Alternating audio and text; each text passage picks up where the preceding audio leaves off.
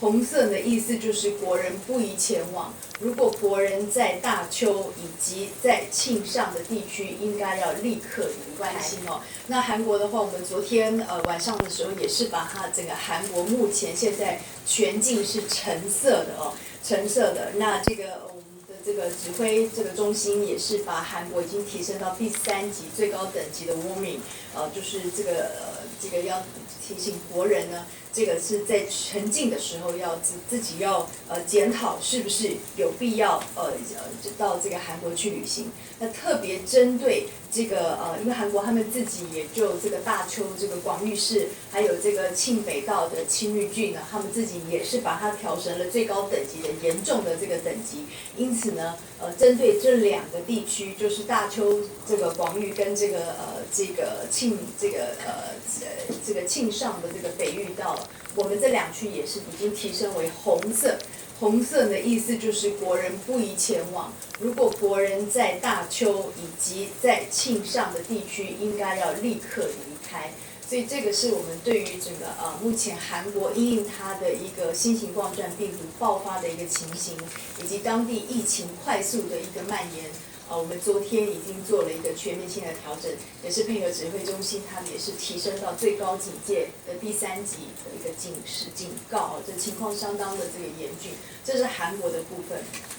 那日本的部分，其实我们是在2月22号的时候，我们是有提升相关的这个警语哦，有提醒这个民众也要留意。那这个指挥中心目前列日本是在第2级的一个警示 alert 就是呼吁民众要加强预警，以及对于当地如果到当地的话，要这个采取相关的这个保护的这个措施。那外交部呢，刚刚有提到就是我们的考量点哦，第一，当然我们就是考量日本的一个防疫的一个能量，另外也考量相关的一个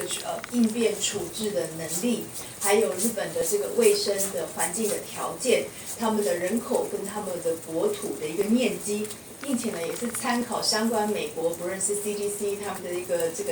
疾病的管制中心跟其他国家这个先进有没有调整这样的一个做法哦。那我们自己会经过一个通盘考量，也是随时的采取滚动式的一个检视跟一个评估哦。那这个我们当然还是呼吁这个要赴日本的这个国人呢，要随时留意指挥中心的这个相关的警示，还有外交部的一个公告哦，要这个参考这个还有日方他们发布的一个疫情的一个最新的通知，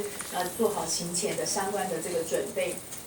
有关日本方面的，我们知道，至少目前是147例，那韩国的话是800多例，833至少哦。那我们知道资料都不断的一直在更新当中，所以我们看到这个已经破百的这个日本，目前是分布在北海道、东京、神奈川、大阪府、福冈县，还有冲绳跟其他的县道府哦。目前是70%是疑似这个当地或者是当地的感染哦，并且有多起呢他们目前还在找这个感染源。那这个我们有看到一些社区跟医院的一些感染的情形哦。那所以这个国人要到日本上述地区旅游的时候，也是特别要留意，并且参考当地这个官方网站对于这个疫情的一个公布的资料，也是随时留意指挥中心还有外交部对于这个旅行的一个相关的一个